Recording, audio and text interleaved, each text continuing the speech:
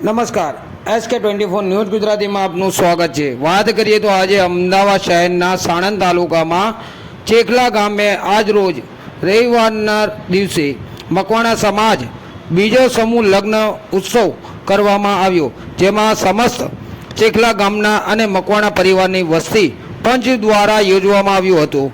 તારીખ 21/4/2024ના રોજ રવિવાર સવારે ચેખલા ગામ અને ગામની વસ્તી દ્વારા કરવામાં આવ્યું હતું।